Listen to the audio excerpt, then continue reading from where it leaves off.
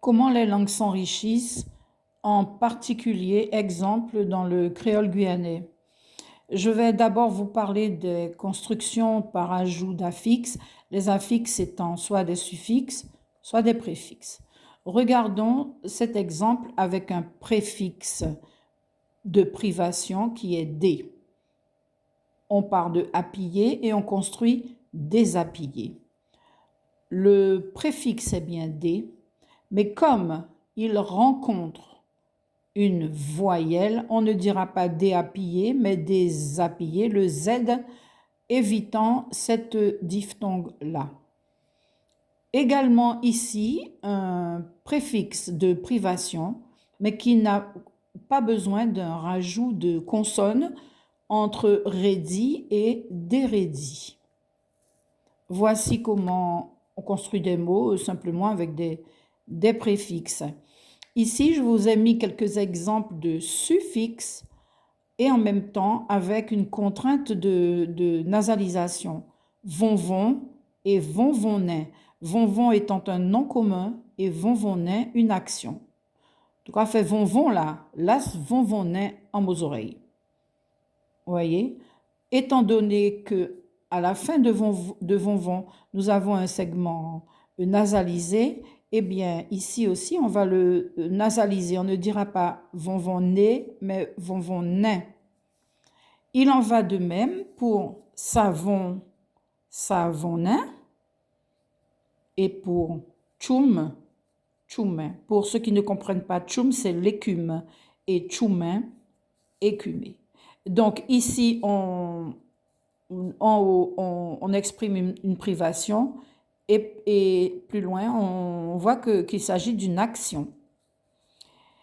Et maintenant, je vais vous montrer les néologismes. J'en ai choisi deux exprès parce que je les trouve très ingénieux. Il s'agit tout d'abord de Courilette.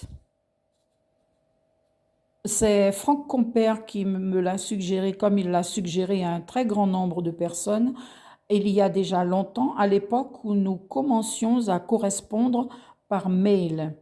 Donc, Courilette est une construction originale à partir de mots de créole pour produire un mot qui veut dire la même chose que le mot anglais ou que le mot français. Voilà comment naissent les néologismes. Ce sont des productions académiques ou des productions populaires qui, d'une personne, s'en va vers d'autres locuteurs. Vous avez également boîte palo. Ces deux néologismes sont entrés par nécessité dans la langue créole car c'était l'avènement des nouvelles technologies de communication. Alors, boîte palo est une construction de mots, un assemblage de mots pour expliquer en quelque sorte à quoi sert cette chose. Boîte palo, c'est la boîte des paroles, donc c'est la messagerie. Voici comment fonctionnent les néologismes. Ensuite, j'ai pris quelques exemples pour vous d'emprunts exprès dans la langue portugaise. Ce sont des emprunts particuliers car ils appartiennent à la langue créole depuis de très nombreuses décennies et on le voit apparaître dans la littérature du 19e siècle. Tout d'abord, fala et falar. Fala, c'est le mot créole pour draguer, flirter, compter fleurette. Et en portugais, il signifie parler.